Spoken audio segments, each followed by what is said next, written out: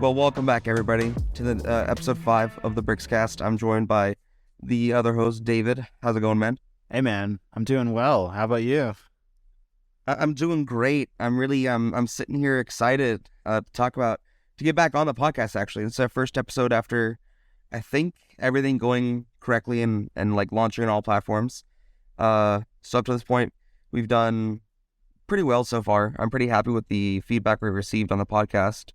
And thank you to everybody who has provided feedback. It's been really helpful and really insightful.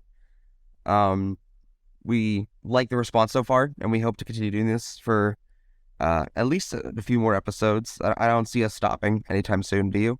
Yeah, I mean, as long as everybody continues giving us good feedback, letting us know that they're enjoying it, that we're going to keep making this. And I'm absolutely loving seeing what people think of Aaron's opinions and hearing our discussions. I just wanted to let you know, Aaron, that I was literally just watching Coconut Brick Studios, who, if you haven't subscribed to him on YouTube, for those of you listening, should go check him out. He's a great mock builder. He's working on a Coruscant mock. I was watching one of his live streams where he was building his mock, and he was telling me that he enjoys BrixCast, our podcast, and he was saying that you specifically have some really spicy takes, and I was like, yeah, that sounds like Aaron.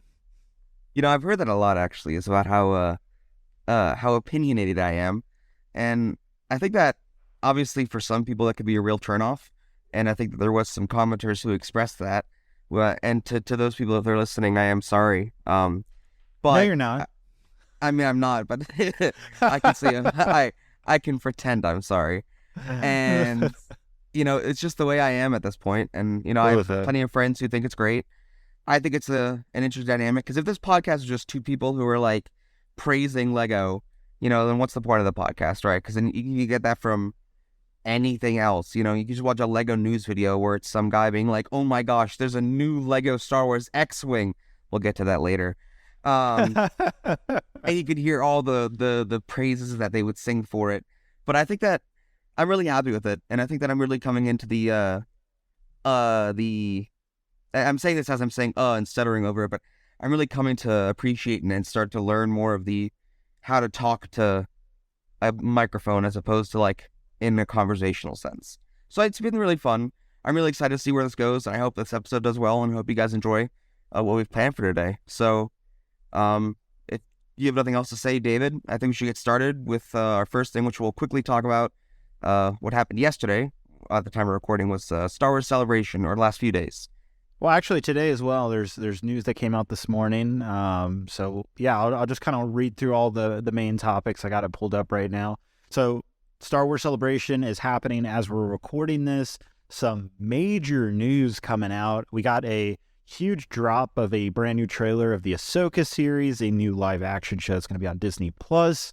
We're supposed to be getting, or at least we're expecting to be getting, Lego Star Wars sets based off Ahsoka later this year. There's a lot of rumors pointing to a September release, so I'm very excited to see what comes from that. And so if you watch the Ahsoka trailer, it's pretty easy to guess and imagine what characters we might get out of Lego if they make sets based off of it. So that's all really exciting. So the Ahsoka trailer is definitely probably the biggest news out of Friday, alongside with Kathleen Kennedy, head of Lucasfilm, announcing 3 new Star Wars movies. No date given. I'm guessing probably 2-3 years at minimum before we'll see any of this happen.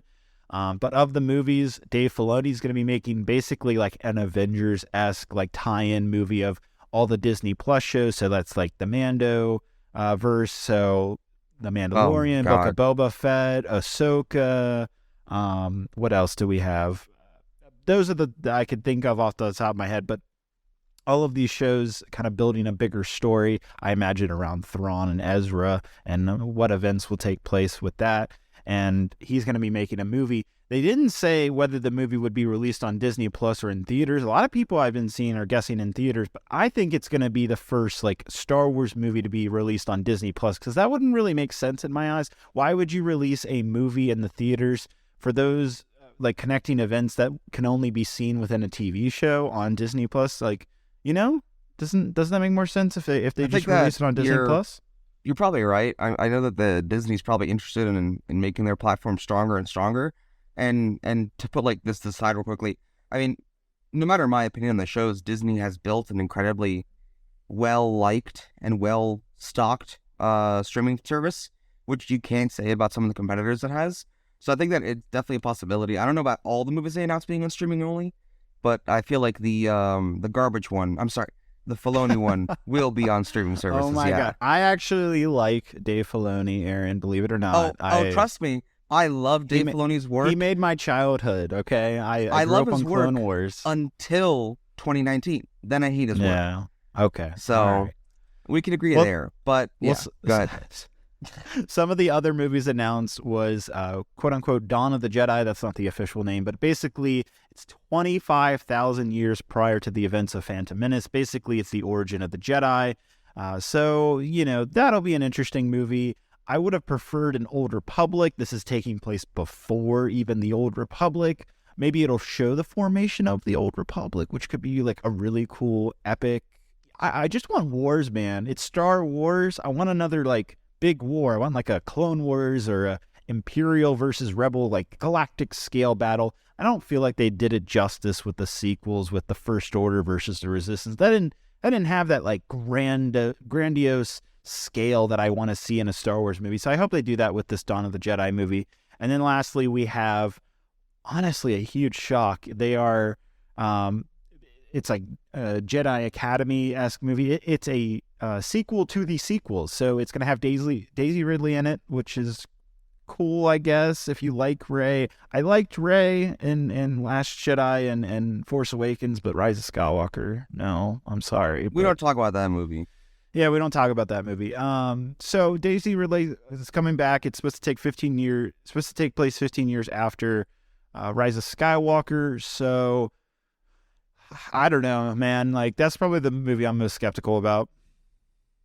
Yeah, I think that my opinion on those is that I think that Dawn of the Jedi will definitely be the most unique and for me probably the most interesting. I don't know if I'll necessarily like what they conceptualize, but if it becomes something, because I mean I think we should also add that every single one of these movies is like heavy asterisk that they very likely could get canceled and scanned, and there's no like guarantee these are coming out.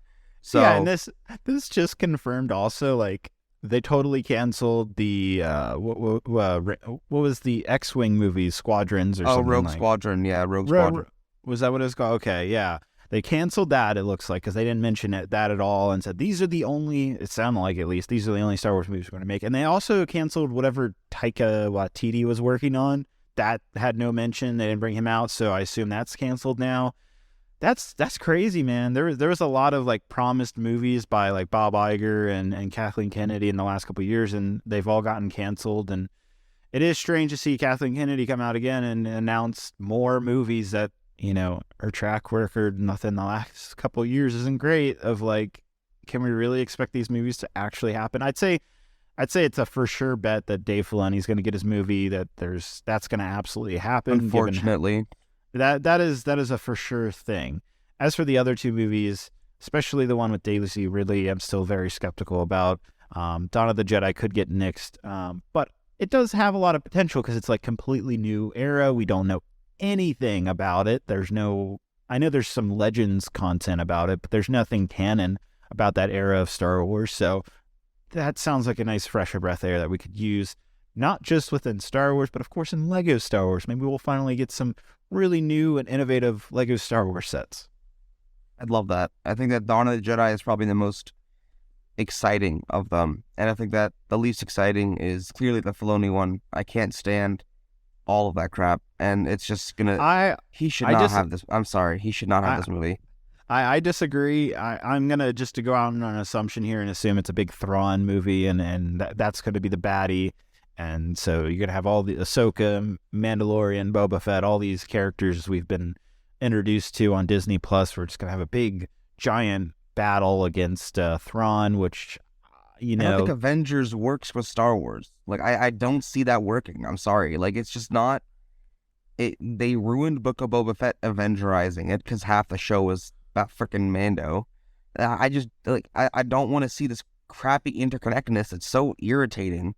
And, I mean, I have my opinions on Filoni's current creations and Favreau's creations, but, like, just stop. It's not going to work. And I don't think it'll work at all. And that's probably why they're doing a straight to TV, straight to like Disney Plus movie on this, because I don't think theatrically, is that a word? I don't think that theatrically it would work. I don't think so. Aaron, have you seen Avatar: The Last Airbender, the animated show? I have, yes. Have you seen the whole show?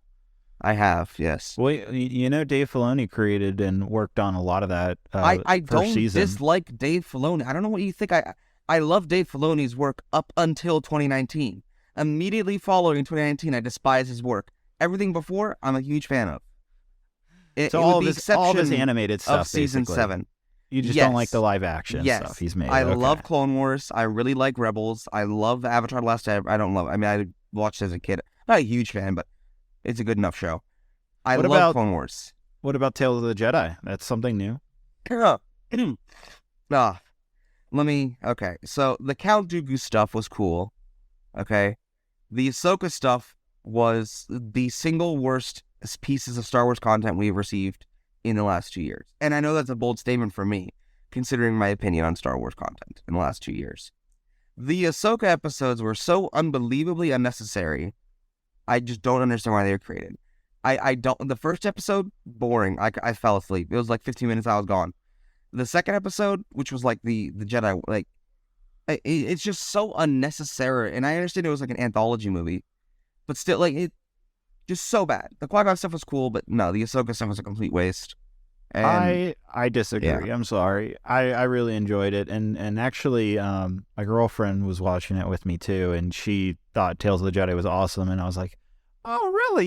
You thought these shorts were really good?" There's also this show called The Clone Wars that we could watch, and she was like, "Okay," and so we've started watching Clone Wars together. So that, in my opinion, shows that it can bring in like new Star Wars fans, and so I would consider that a success. And as a diehard Clone Wars fan, like it was perfect. I loved all of those episodes. I know you didn't like them, but I loved them. And speaking of Tales of the Jedi, some of the news coming out today is there is getting a season. We are going to be getting a season 2 of Tales of the Jedi that was announced today. I don't see a date. It's probably going to be end of this year, beginning of next year, if I had to make a guess. Probably. I don't see. I mean, it probably doesn't take too long to make those shorts. They don't seem very high in the thought department in terms of how long it will take to make a script, personally.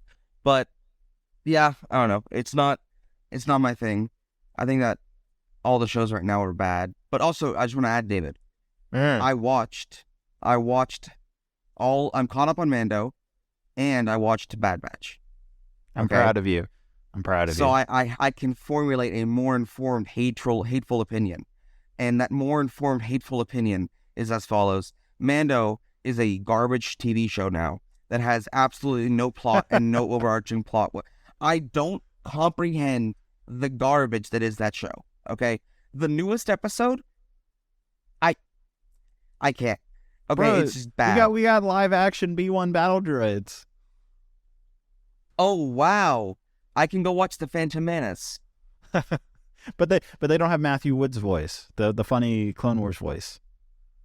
I just, the fact that you're trying to justify Mando as a good show with the point of talking B1 droids is really showing how that show has nothing to offer. No, I totally agreed. So the latest episode was the one with Lizzo and Jack Black, and hopefully everybody listening to this has already seen the episode, so apologize for spoilers. If not, really, you're not missing anything. You missed nothing. Nothing of value. I disagree. There was a very big event at the end with Bo-Katan and Mando at the Darksaber and all of that, and I thought that was a pretty cool little duel battle and everything. I agree though that like that was probably the weakest episode of season 3 so far. They've all been weak. None of them have been strong. I was excited to see Jack Black. I actually love him. But I didn't know who Lizzo was, actually. I don't listen to her music. Didn't know the artist at all. So I just thought it was just a random actress, right? When I was watching the show, I wasn't caught up on Twitter or anything. I didn't know until after I had seen the episode. And so as I was watching it, I was like, I wonder if this person is like well known, like, because I didn't recognize her literally at all. But what I did recognize while watching the episode, I was like, she doesn't really act well. And then she's a singer. Like, yeah, she's definitely stick to singing or rapping. That I did. You could tell that she didn't act much or never has acted. You have a lot of seasoned actors in that show, and she kind of stuck out like a sore thumb. But and also that was Christopher Lloyd, right? Yeah, and then that's right. We got from Back to the Future, Doc Brown. That was cool seeing him, but it's too many big star cameos in one episode. Like it was overwhelming and kind of almost took me out of the episode. Yeah, what took me out of the episode was the opening text. That really took me out. Oh no, you didn't. Okay, I gotta say the Mon Calamari like romance thing and the Quarren. I was laughing. I thought that was so funny. I enjoyed that actually. And I enjoyed like the Mandalorian aspect of them, just like, nah, we're just for hire, and this is what like we're doing right now. I thought all that was super interesting, and I was literally just dying over the Mon Calamari thing. That was I don't know how the teenager was so funny. I don't know. I actually really enjoyed that. I did not, and it's funny because I'm actually in the U.S. right now, and I'm at my brother's house, and my brother has like the same Star Wars opinion as you, like to a T. Not to a T, but like. He was watching the episode in the living room, and I was watching it in the room I'm in right now. And, he was just enjoying the episode. He was laughing it up, having a great time. I walk out the room like, this is garbage. And he's like, yeah, go away. And it's like, I'm glad that he's enjoying something. But, like, I just don't find any inherent value in those episodes. Like, it's just, that was the definition of, like, a garbage filler episode. And that's been all of what season 3 has been, is just filler. Like, there is no sustenance. It's just there, and it's all so bad. Yeah, the season 3 has definitely been the weakest of the show so far. So, here's hoping, crossing my fingers that we're going on the last 2 finale episodes, or last 2 like episodes are supposed to be like part 1, part 2. So fingers crossed that they'll be solid episodes, and that I've heard, because it actually did premiere at Celebration. I've already been hearing that it's looking to be pretty cool episodes. So. We'll just wait and see. Of course, the people at Celebration will say that. Well, the people that pay to go to Celebration are like the hardest Star Wars fans who like just love everything they put out. So of course they're gonna say it's good. Okay, like that's not a reputable source of critique. No. Okay. So specifically, I love Star Wars Explained. Alex and Molly, they're awesome people. I even went on to one of their live streams a couple weeks ago for a Bad Batch episode, the mid-season finale. You guys should go watch that. It was awesome being a guest on their show on YouTube. Anyhow, they're one of my favorites to follow, and Alex's opinion of the newest Mando episode was pretty negative. Like he's normally like pretty go happy, like will totally take the positive out of Star Wars, but this was the first time where he was just like, this wasn't for me. Like the writing was bad, like nah, like some aspects okay, but like it was all over the place. And so with I really respect him as well as his wife Molly, and so seeing him saying the finale was really good gives me hope. I mean, rebellions are built on hope. Oh, I was gonna say that. My God. That means literally nothing to me because I have zero hope for the finale. It's just going to be a collection of garbage. I'm sorry. Are the next episodes actually the finale? It is? Are they? I thought that's what you said. No. So, we have one more episode before the finale, but it's supposed to be a 2-parter. So, like, wow, yeah, they've introduced nothing. There is no overarching story. Yeah, I really think Ahsoka is going to kind of introduce this bigger world of the after Return of the Jedi period than what we've seen so far with Mandalorian. Dave Filoni spoke to Jon Favreau about early MCU, and now they're just trying to replicate that, and it's not working. All right, so we probably have ranted enough on Mandalorian, both positive and negative. Just want to finish up by they also showed some footage of Andor season 2. They didn't publicly show it; only people at Star Wars Celebration got to see it. But so far, it looks to be just as good as the cinematography. Everybody was raving about the cinematography again. It looks incredible. They're still filming it right now. They're not going to finish until later this summer to finish filming season 2, which is the final season for Andor.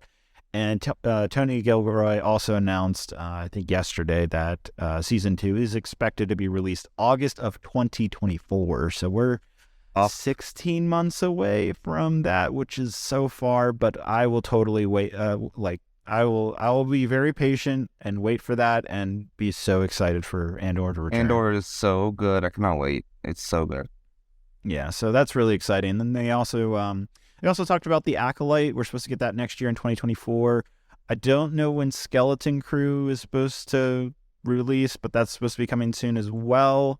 I imagine the end of this year, beginning of next year, because that seems most likely, given that the next Star Wars show after Mandalorian is going to be Ahsoka, and then we don't know what happens after that. I imagine we're also supposed to get Star Wars Visions Season 2, which I'm actually very excited about. I like the little anime shorts that we got last year, I think it was. So a lot of Star Wars content, just to kind of wrap up this big celebration news. I love how you said quickly go over this, and we just ranted about it for like 15 minutes, Aaron. Yeah, I mean, I realize now that this is a Lego podcast, so we just spent the last 20 minutes talking about Star Wars. So, yeah, we should quickly move on to the next topic, which I'll introduce, is the X-Wing. The new UCS Lego Star Wars X-Wing has been revealed. I don't know the set number because it's not worth remembering, and the price is $240 overpriced dollars. And David, I'll let you go first because I will take longer. Okay, all right. Let me pull it up again so I can read you all the specs. So as Aaron stated, $240, 1,949 pieces. Just to give you guys perspective, the old 2013 X-Wing, UCS X-Wing, had 1,500 pieces, and that was $200. So surprisingly, the piece count is in line with the increased price differences, if that makes sense. So like we got 1,500 pieces for $200, and now we're getting almost 2,000 pieces for $240. So at least in that aspect, the price per piece ratio is decent. We are getting a really good looking Luke Skywalker minifigure, by far the best version of in his orange getup that we've ever seen. He's getting arm printing. That looks great. I assume the R2D2 that's included does have a back-sided print, which will be, I believe, new and exclusive to the set as well. I'll have my or not. I'll have my review copy in just a few days, and I'll get to build this. But I saw this before anybody leaked it, so I saw what it looked like, and honestly, my first impression was something seems off about this. And I started looking at it, and it was the biggest thing that was like sticking out like a sore thumb was these new engines. Like, it was created a brand new panel piece specifically for this set. It's going to be premiering in this set, if you will. It'll be a first time, and it's throwing me off. I've looked at comparison to the 2013 version of the X-Wing, and the engines are significantly bigger. Supposedly it's more accurate. They made the body a little bit different. I mean, there's a lot to say about this, but I'll save some of my opinions for my review. But there's good aspects about the set. Like, I guess there's a lot of like little details.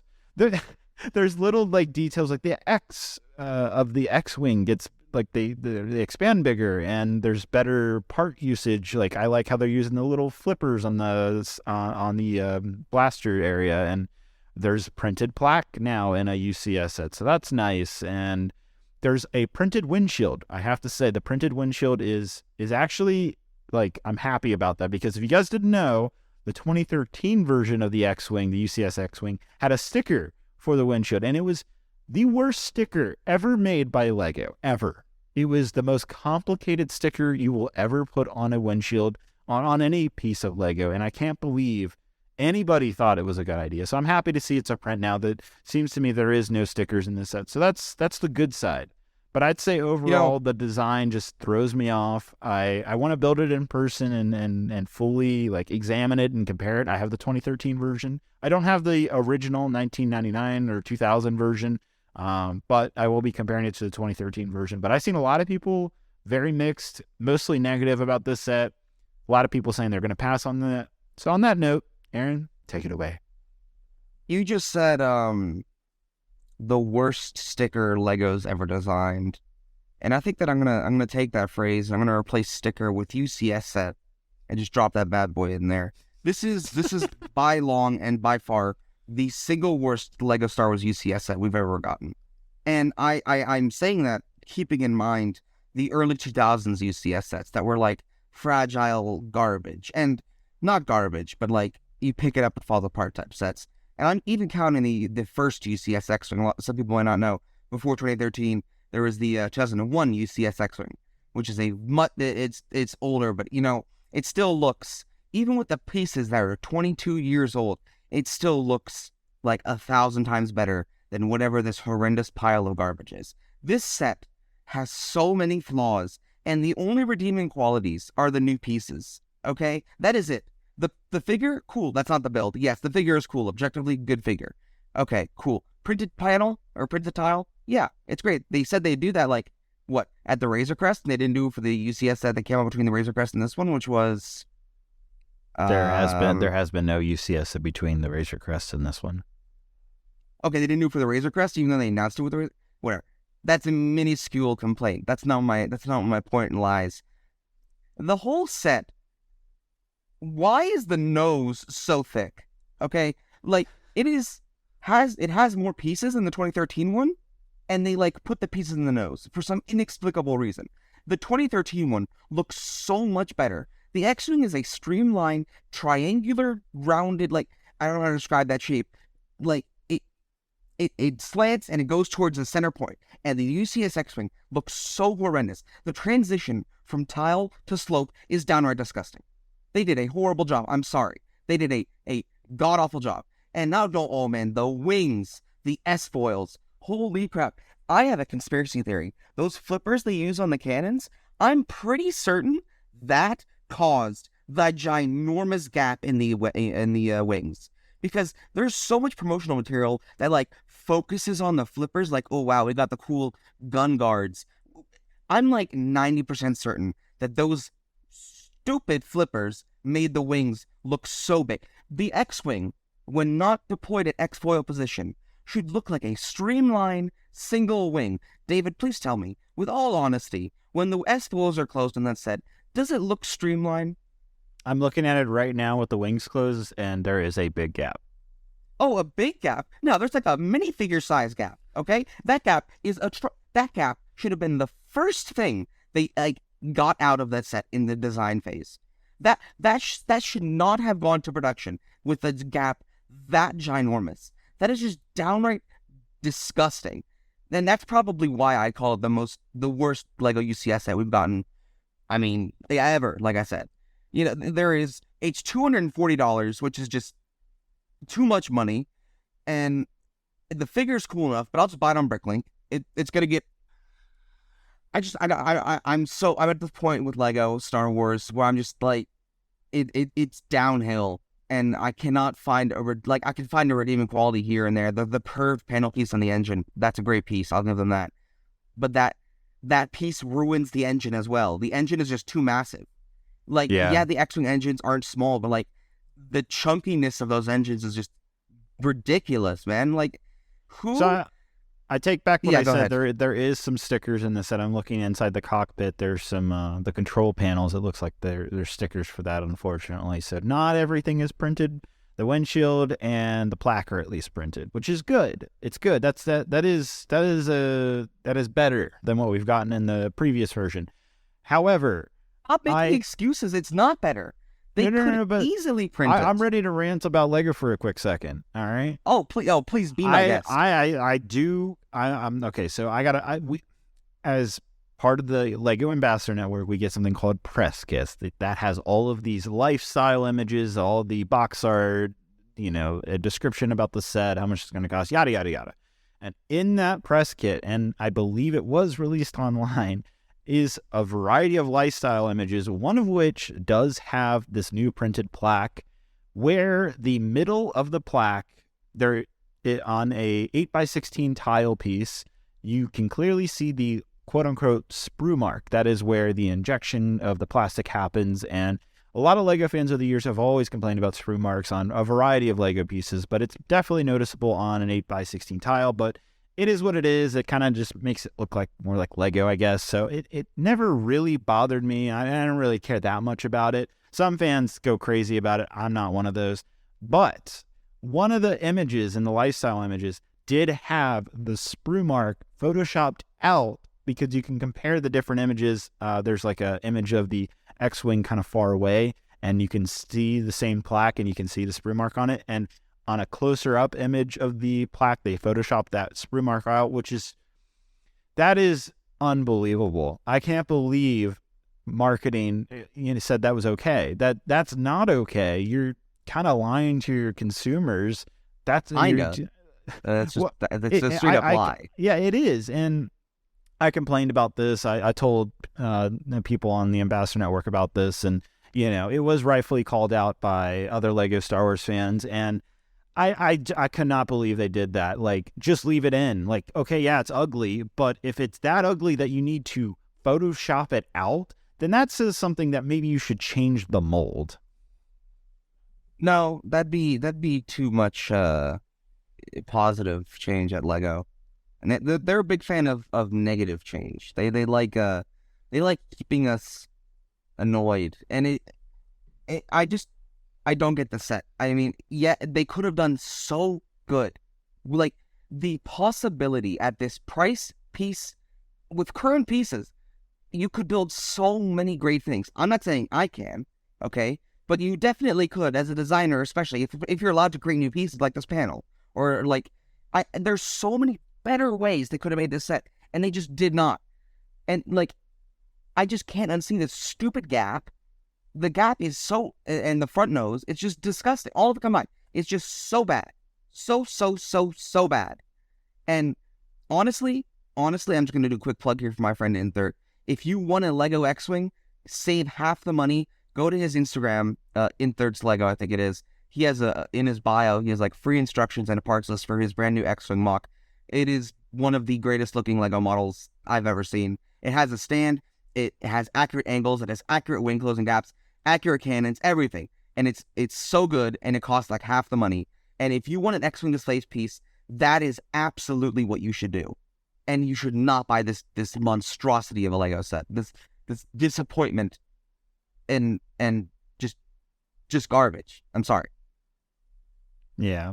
And the sprue mark issue has never been an issue because previously all UCS plaques were stickers, so when the sticker would cover it, you wouldn't see the sprue mark. But now that it's printed, you can clearly see that. I'm just surprised that like nobody thought about this. Like, oh, if we print it, you're going to see this mark. Is that going to cause issues? No. Let's go to production. Let's do it. They do it, and oh, look at these lifestyle images.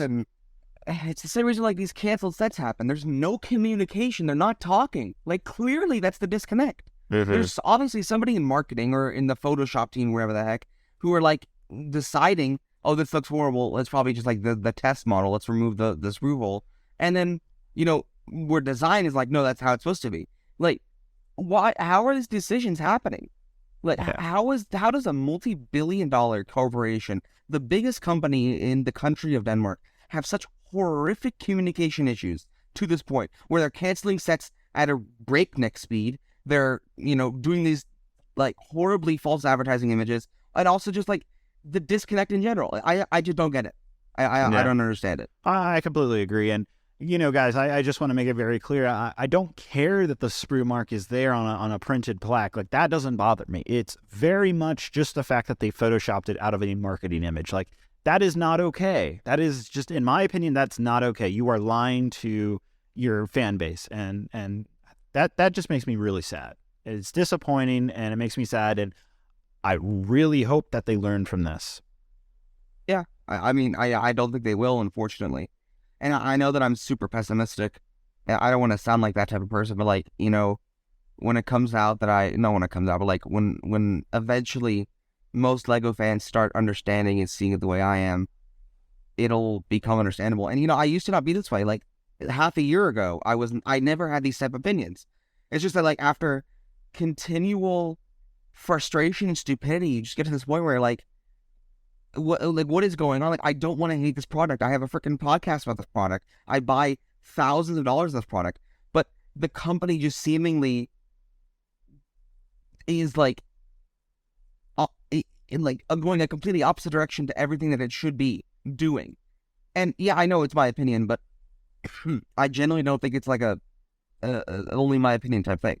I like, it's just so this X-Wing is so exemplifies exactly what I'm talking about. It's just that there is no joy, and not joy, but like, I don't know what I'm looking for right now. I don't know what word I'm thinking of, but there is no passion, it seems like. It just seems like a thing to put out. There's no, like, this set feels so rushed and trashy just because of how bad it is. And the fact that they're made a 4th flagship thing is just absurd. But yeah, and that's my rant on the X-Wing. It's just terrible. I agree. So let's go ahead and just move on to our next topic. I think we've ranted enough. Again, I'll have a review copy, and I'll have a review coming out for the X-Wing in just a few days. So make sure you guys look out for that. I'll have my full opinions about the X-Wing in that review. So hopefully it is better in person. I'm not hoping, or I don't know, man. I'm just going to build it and compare it and go from there. We're just one step at a time.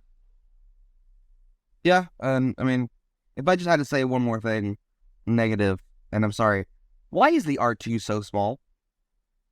Like, that's it. That's why is it so small?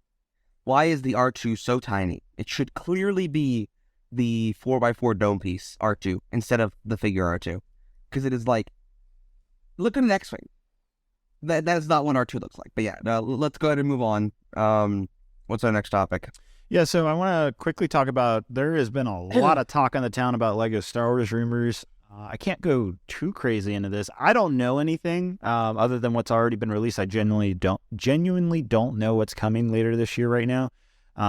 So I can't go crazy about rumors, but we can at least talk about it a little bit. So the biggest rumor that I really want to talk about is supposedly we might get another playset gunship later this year in the fall. That's the rumor right now. Aaron? I think I'll take the lead on this one. It came out originally that it was going to be like a regular gunship with Padme, Palpatine, some shock troopers.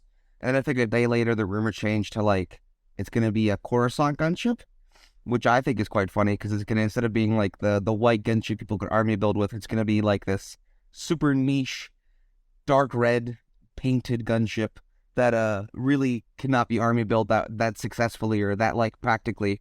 So I think it's cool. I mean, we haven't had a place to go gunship in 10 years. Oh my God, I'm old. In 10 years.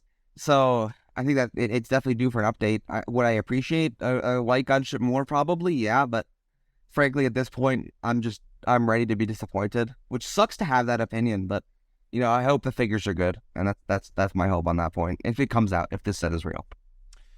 Yeah, from the rumors, if it's true, then I would love the figures that would come in the set. I think the figure lineup is perfect, spot on, excellent. But the fact that it could be a Coruscant gunship, which you can briefly see in Star Wars The Clone Wars, specifically Season 6, Episode 7, which is the ending of a Clovis arc with Padme.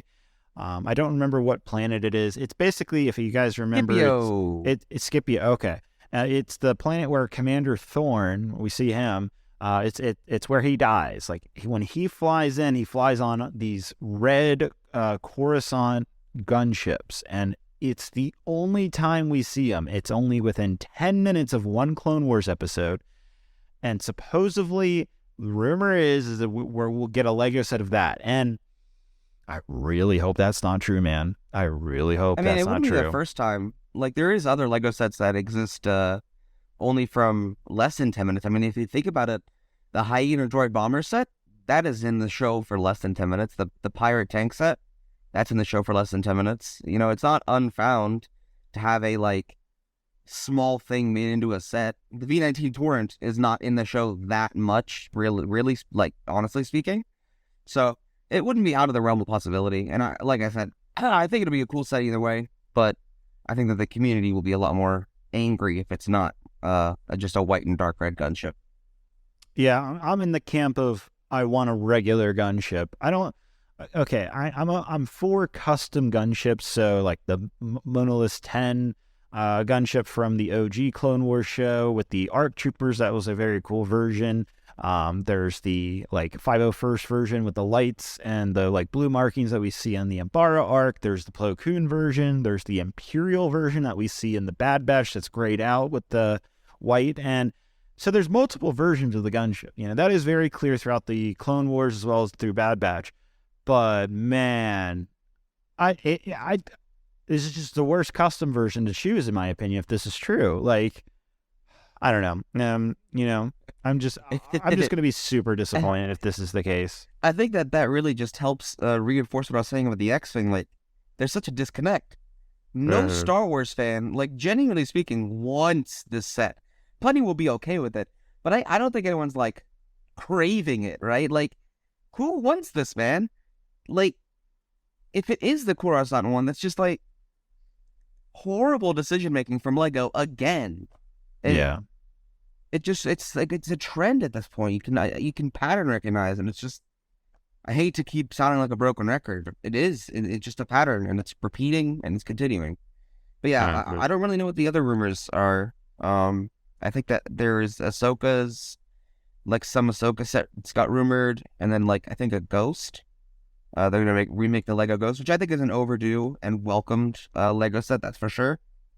Depending on the figure selection too. And then I think that they're going to make, the rumors are, I don't remember the rest of them actually. Yeah. If there was any. The Swamp Speeder and... we've had that rumor, we're supposed to be getting some Ahsoka sets as well. And then there's a big rumor about the next UCS set.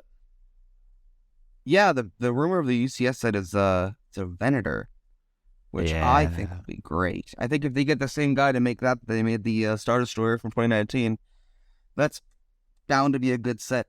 I do think the rumored figure selection for that set is a Captain Rex and Admiral Yularen. I think it'll be absolutely hilarious if LEGO puts Captain Rex, what I would say is probably the most desirable LEGO Star Wars figure ever, in a $600-700 LEGO set. Is the like most hilarious thing to me, because it's just like, it's so clear that the main people who want this are like a bunch of kids, or just like fans who don't want to drop almost $1,000 after tax and all that on a Lego set. And that's just like the same disconnect. Like, Rex should be in a $20 set. Okay, all right, look. Objectively. Here's my theory about Captain Rex being in a UCS Venator. I do not think he will stay as an exclusive figure for that set. However, that specific version of Captain Rex, it's rumored that he'll have like a Band-Aid on the side of his head like we see in the finale of Season 7, the ending of the Clone Wars show, when he gets his inhibitor chip removed. That's the rumor that we'll get a print on the side of his head showing that. And I think that will be the only truly exclusive part about that figure in the Venator, is that specific head print. I think we're going to get Captain Rex Phase 2 and any other future LEGO Star Wars set, and it'll just won't have that inhibitor removed head.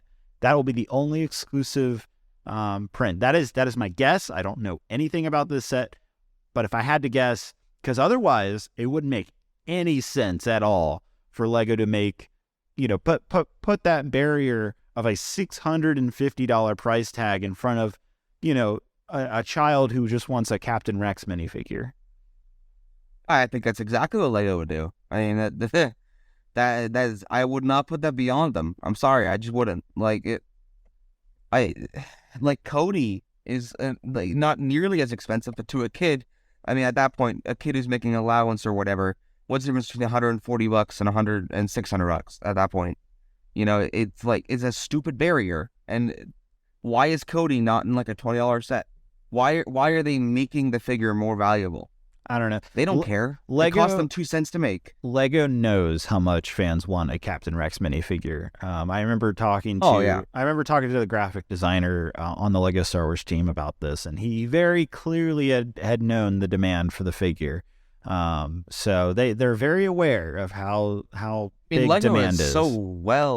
LEGO should be like extremely aware of an analytics in terms of like one of desirable LEGO Star Wars figures. Well, yeah, they own BrixCast. They own BrixCast, so they can see all the data. They see Rex is selling for $200 in America, $150 everywhere else, $250 in America. Like, they know They know that people want this. And the fact that they're just like, not, because I remember 2020 before Clone Wars, Rex was like on the high side, $50. And now, like, what? Look at it. It's just stupid. And bro, the fact that they're just not making it is insane. Aaron, you know what I regret? I remember I bought 50 of the Phase 2 Captain Rex helmets, 50 of those from the Bark Speeder set back in the day. And I bought 50 of those off BrixLink for like maybe $2 each.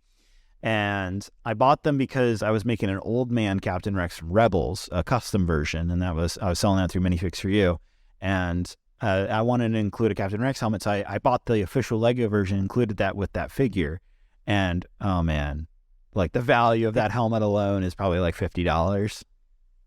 Yeah, and the pauldron is just the stupidest part. The pauldron is like $70 alone now, and it's like, this came in a $30 set, man, and it was not a rare set. This is just capitalism at its worst. I also had I had 2 sealed Bark Speeder sets with Captain Rex in it. I had 2 of those sealed, and I sold them during the pandemic on my BrixLink store too.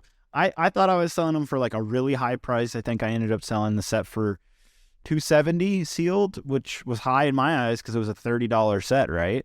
But come now, that set's worth like $500-$600 sealed now.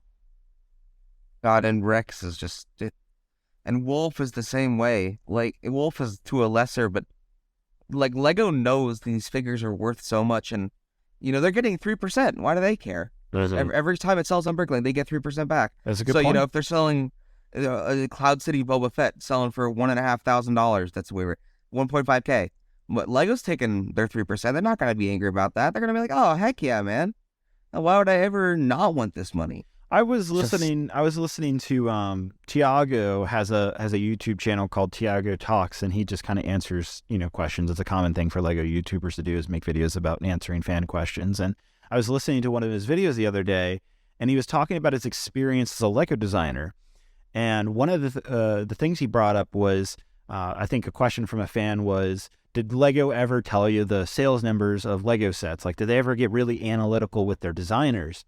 And he couldn't talk too much about it because, confidentiality and all that. But what he did say was that they would have weekly, if not monthly, meetings and share the analytics of what Lego sets are selling the best. And you would know that as a designer, and sometimes you'd get like a bonus if your Lego set sells more. And I thought that was super interesting. And so, it kind of just adds another fact that Lego really does care about selling and making sure that the set is popular and that it's hitting its marks and everything. And because of the fact that they'll even communicate that to the designers really shows that, in my opinion. Yeah. I think it's funny that you mentioned Lego cares about selling when, to quickly tangent on this tangent, I have a couple friends who work in Lego stores across the world, actually. Some in Europe, some in the U.S. And unfortunately, David, it seems the Land Rover is not doing too hot. That's good. Maybe it'll go on sale. I'll buy it. And they can't get rid of that thing, and it's like that's not an exclusive issue. There's so many sets that are just sitting. They don't move, and they don't move, and it's like that. Why? I still love the Land Rover. I love that set. I adore it. I'm going to get it soon. I don't know if I'm going to pay $240 for it or not. Maybe they'll do what they did for the Black Panther and Hulkbuster and discount it by like 20% or 30%. Honestly, buy that over the UCS X-Wing. That's my opinion there. And if you listened to last week's episode, you know how I feel about that. I will say I'm more excited for the Defender than I am excited for the X-Wing. That is sad. That is you as an entity should be excited for the Star Wars set, and the fact that you're not is just sad. I think that hopefully that speaks to every one of my views and opinions about the X-Wing. It's so bad, but yeah, no. I think that the fact that Lego didn't make a Rex during Season 7 of the Clone Wars when the values first started spiking is just stupid. Yeah, screw the consumer. I want a Phase 1 and Phase 2 Rex, honestly. But I really want another Phase 1 because, I'm working on Geonosis right now. That'd be very helpful. But regardless, I'm very excited to see what a Phase 2 Rex looks like. The other figure rumored in the UCS Venator is supposed to be Admiral Yularen, and his younger version that we see throughout the Clone Wars show, which honestly, I'd love that. Like that would, that's a dream come true. I think both of those figures are great. Personally, I would still really like to have some Jedi. So give me Anakin, give me Obi-Wan, Ahsoka, make it like 4 figures like we see in the Razor Crest. But rumor is 2 figures. I think $650. The piece count is in line. Honestly, we just there was this rumor of it being a Venator just happened within the last week or so, and I think prior to that, all we knew was a piece count and price. And when I saw the 5,000, I think, pieces and like $650, I just immediately thought to my head, I was like, the fact that the piece count is so low and it has such a high price, immediately I was like, this is some type of capital ship, and it only makes the most sense for it to be a Venator because of the 20th anniversary of Clone Wars. Sure, it could be some type of rebellion or Imperial ship from Return of the Jedi. That would be the only other corresponding theme with what LEGO has going on throughout 2023. But when I saw that rumor of the piece count and price, I already knew it was a Venator. Even though I didn't know that from LEGO, I already thought in my head, it's definitely going to be a Venator. I didn't say that because I didn't want to get in trouble or anything, because some people do take whatever I say as facts. So I didn't want to, get in trouble if it wasn't a Venator from LEGO. So I sometimes keep my own opinions to myself until other people start talking about it. Yeah, I mean, I think that I heard a rumor circulating in February, or January, February, I think, that there was a Venator coming, and then the figure selection got rumored as well this last week. So I think that it's definitely probably happening. It makes the most sense. Like what David just said, I agree.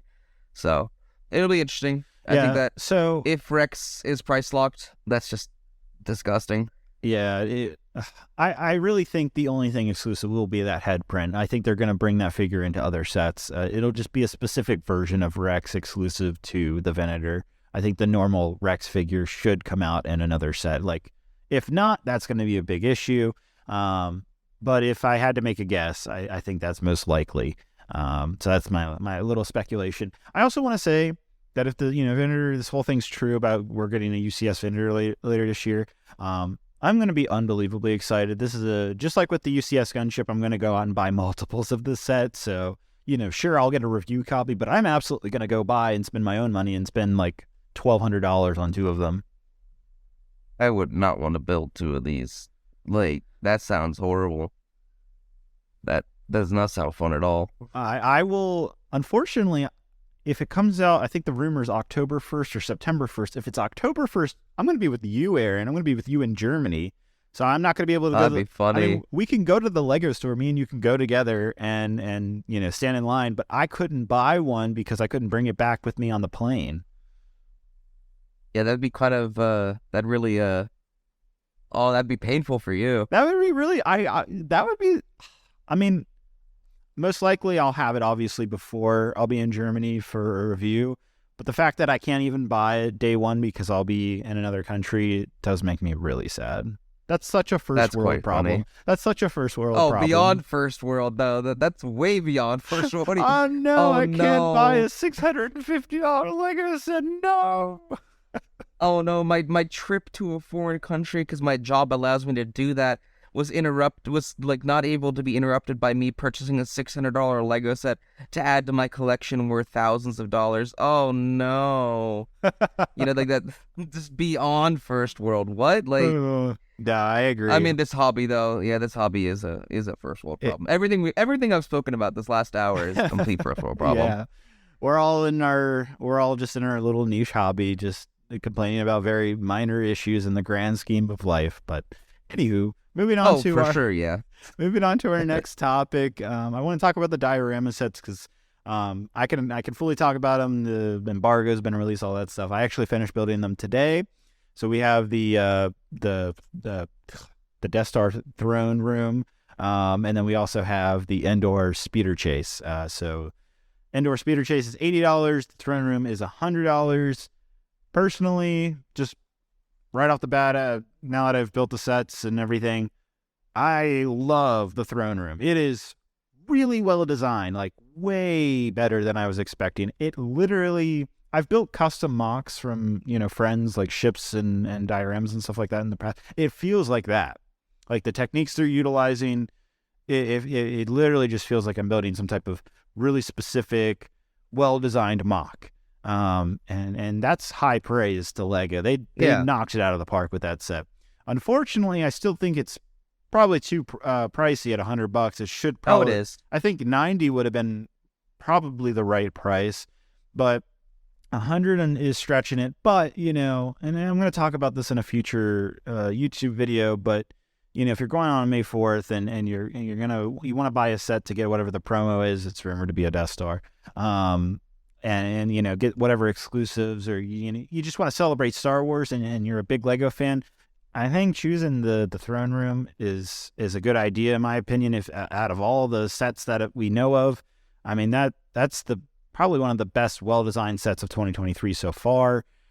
And then we also have the Andor Speeder Chase, which I also really liked. I thought it was actually a pretty solid set. The speeders are well designed. I just love the set specifically because we're getting more of the fern pieces that we got from the new Rivendell set. Like, that just made me so excited. It's a bad reason to like a set. No, I know, but as a mock builder, the fern piece is gold. I love that piece to death. And great, buy it on Bricks and Pieces. If that I can set get is more garbage. of them, you know what that means? The fact that they come in the Indoor Speeder Chase means it's going to be cheaper on Bricklink because it was exclusive to the Rivendell set. Now it's in the Indoor Speeder Chase. No, it won't. Yes, it will, because it's $80. Yes, I know, but the Rivendell set is $500.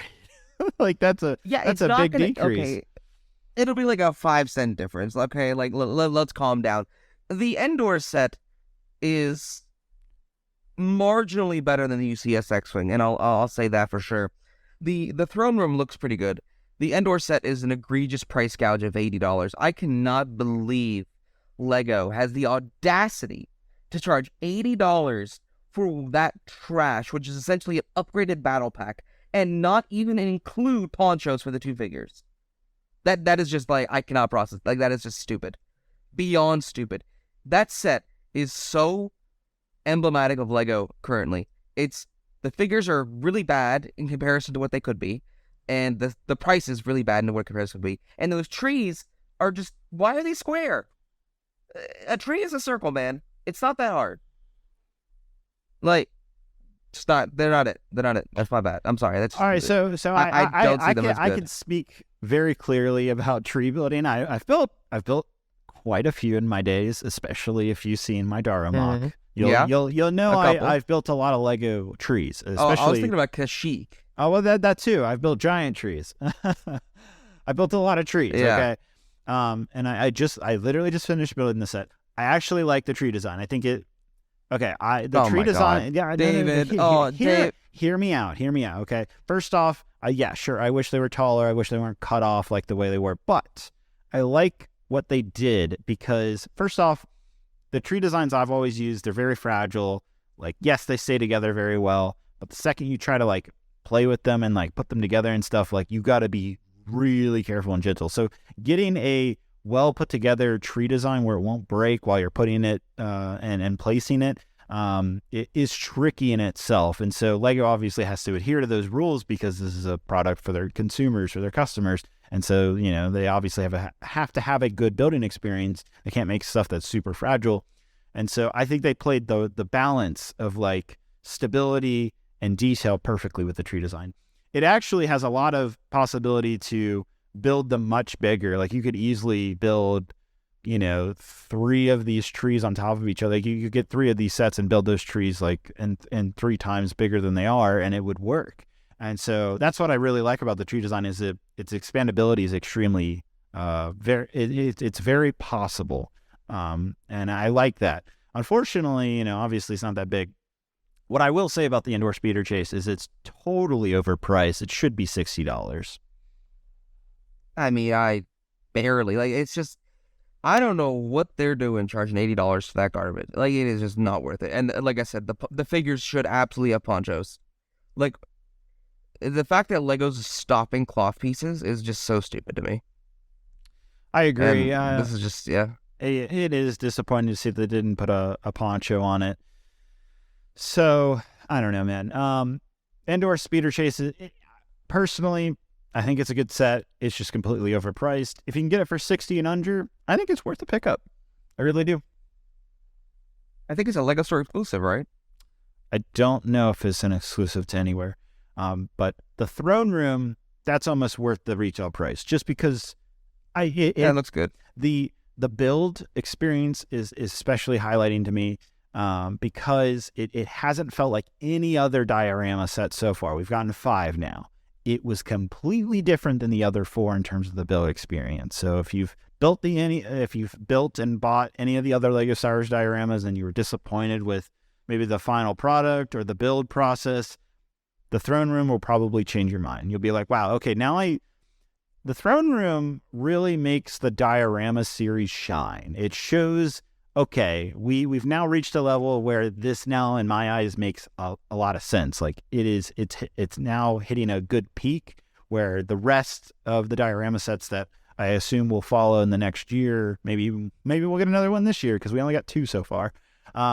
The next diorama sets to come, I really hope they look at the throne room and use that as an example of techniques, advanced techniques, a good scene, good minifigures. Like it's a good example.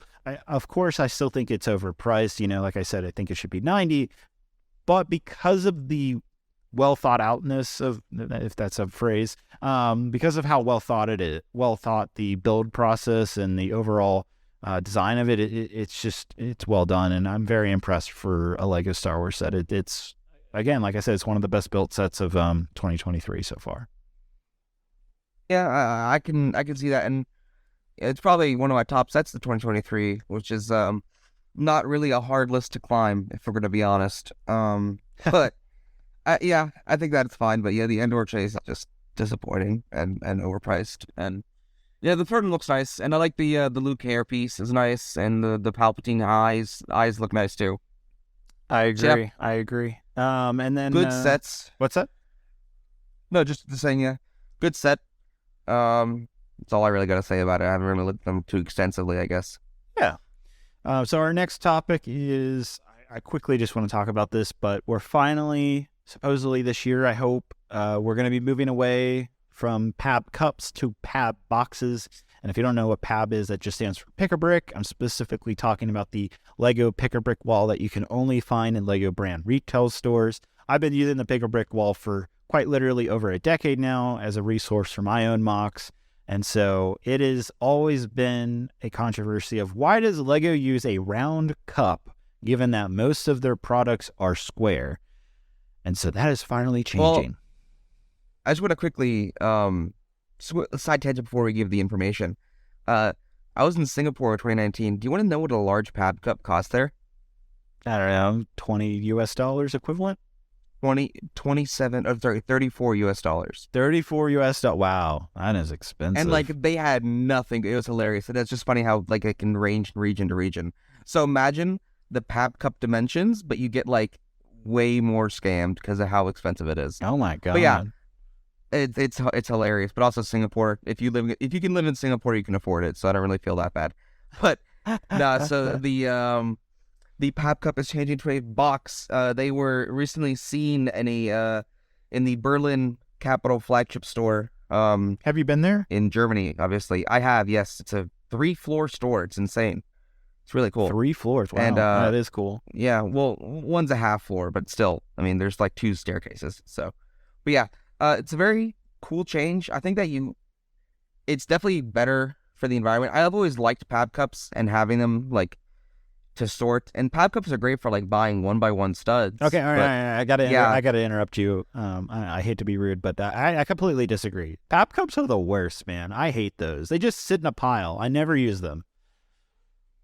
I mean, use them as a structural thing in a mock. They're also terrible for the environment. Most consumers are buying like 1 or 2 PAB cups for their kids, and you know what's going to happen to those cups after they're emptied out on the floor? They're going to get thrown in the trash, and so I can't fathom the amount of plastic waste those cups have accumulated over the past 2 decades. Absolutely. Oh, imagine the amount of plastic waste that like Lego bags have accumulated over the last 2 decades. I know. It's anything with Lego.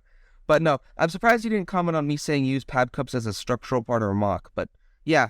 I agree. That's a good idea. Okay, I'll give you that. That is useful. That's a horrible idea. What? That's not a, like, I mean, that's actually, a pillar maybe. Okay, okay.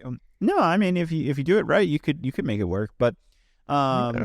I also want to say that I did use PAB cups for one useful purpose. Okay, I guess it was back in 2017, right? I used it for the UCS Millennium Falcon.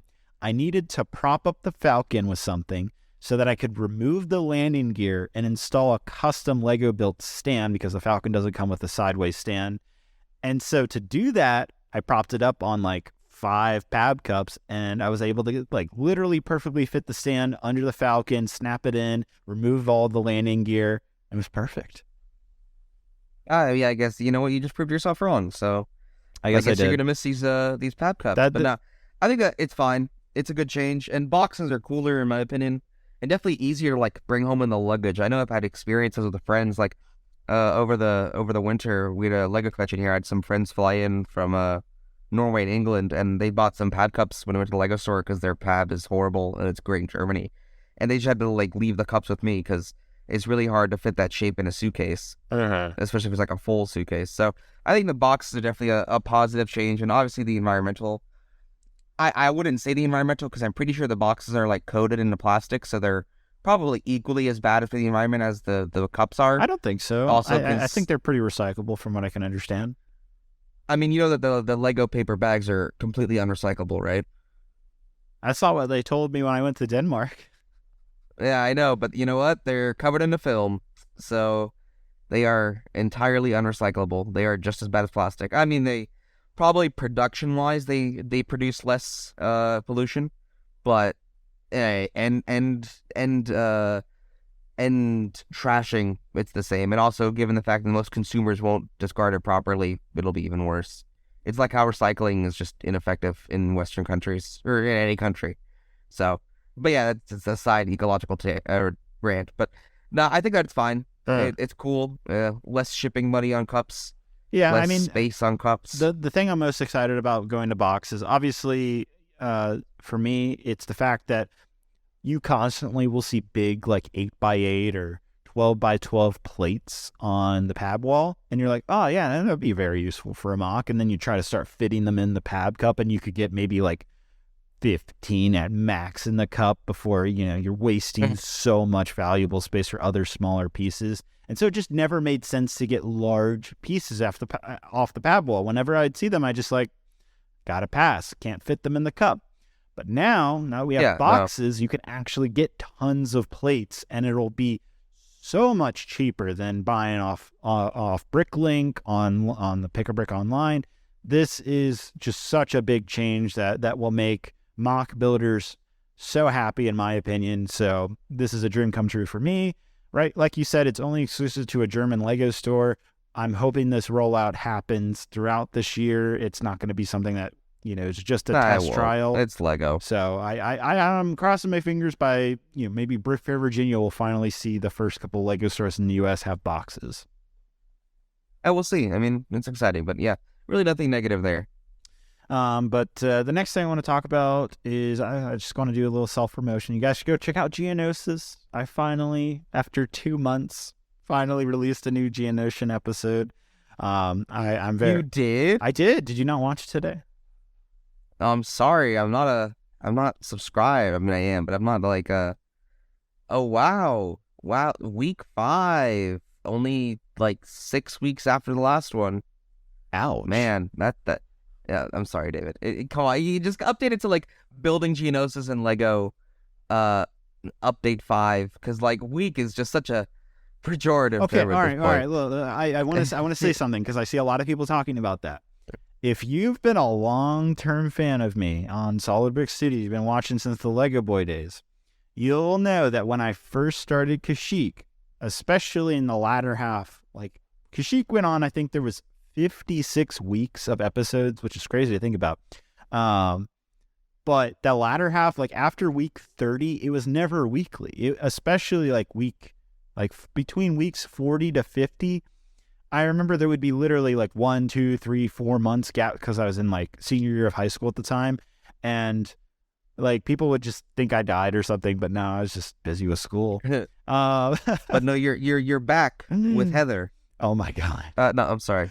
Yeah, I was. It was actually a different girlfriend because I was junior years with Heather. But anyhow, wow, the player over here. Yeah, the player. Yeah, I was very busy with school. Anyhow, gosh, school in heavy quotations. Oh my God. Anyhow, yeah. So if you remember, Kashyyyk actually was never weekly either, and people always go back to Kashyyyk as like, oh, that's where it all started and everything, and it was all weekly and everything. No, it wasn't. It was never weekly. I mean, it was at first. It was the first half. I'd say was weekly, but it was 50. Like I said, 56 weeks.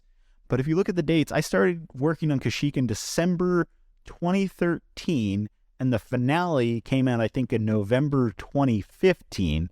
You do math. There's 52 weeks in a year. You can see how it was never weekly. I mean, valid, but it's more fun to make fun of you for this. So I think I'll keep doing it. But I'm just saying that with Geonosis, that even though oh my God, my dog's barking because I banged against my table. He any sound will set off River, my dog. But anyhow, so I apologize if you hear him in the background. But just for the people who are annoyed that I call it week 5 or whatever, week 7, whatever with Geonosis, and it's not truly a weekly series, just know it's always been like that. Yeah, I don't think you'll ever get that message across, if I'm going to be honest with you,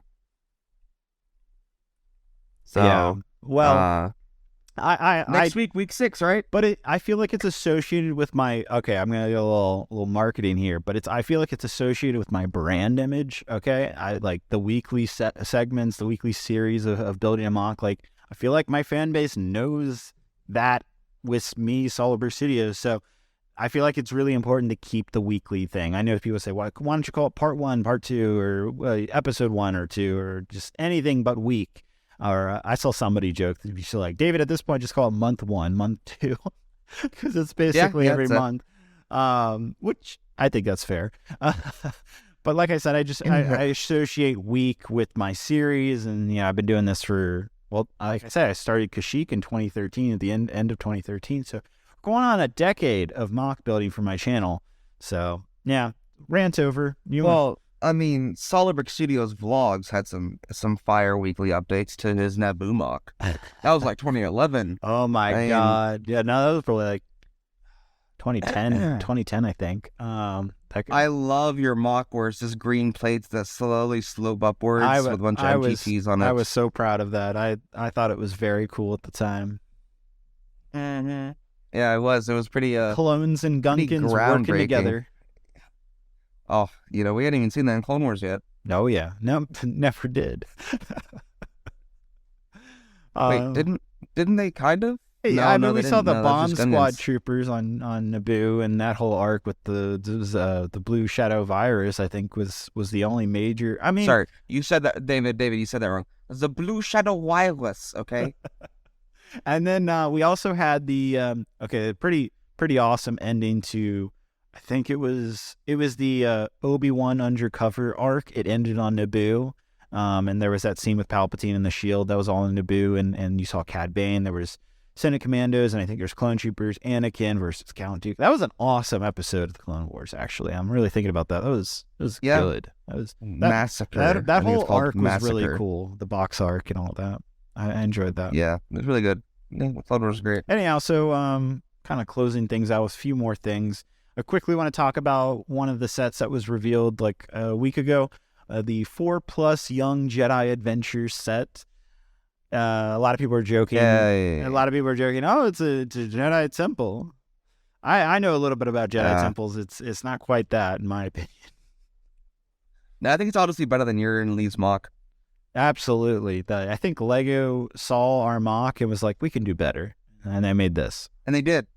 And they made a $40 100-piece set that is way overpriced because it has a 4+ on it. I agree. And that's just... But it is so much better than what we got last year for 4+, which was that obviously terrible ATSC.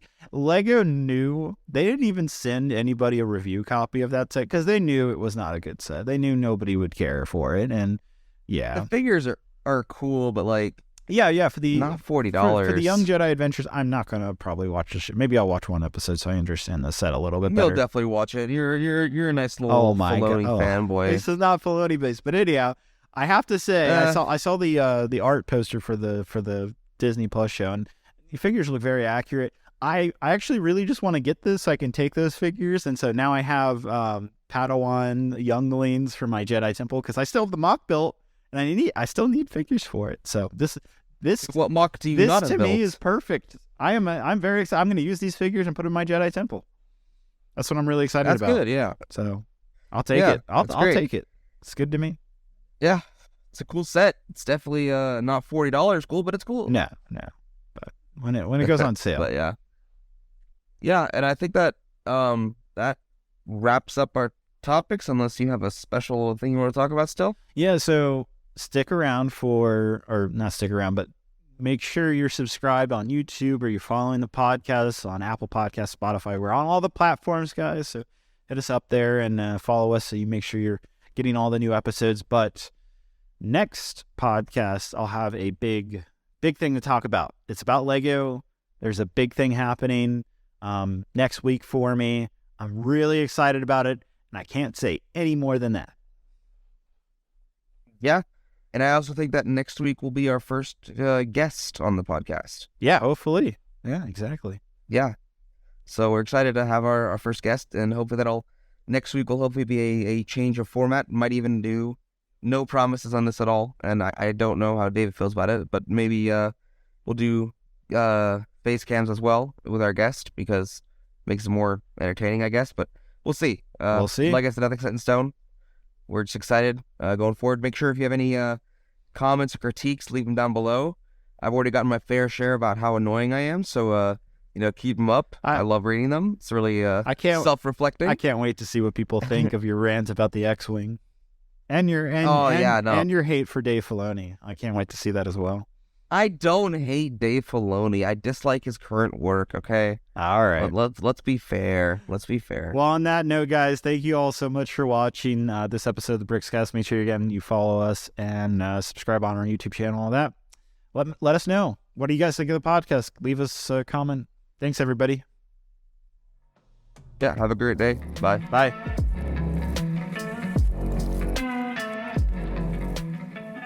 Aaron forgot to record the sponsorship spot, so I'm going to record it myself. A big thanks to me, Oscar, the editor, for editing this podcast and getting it out as quickly as possible. Go ahead and feel free to visit me at www.mrbricktastic.com. I am constantly working on uploading more minifigures and minifigure parts, among other things. If there's anything that you're looking for, feel free to shoot me an email or a message. You can find it on the page. Other than that, have a great day, everyone. We really appreciate you listening and hope you enjoyed the podcast. See you next week.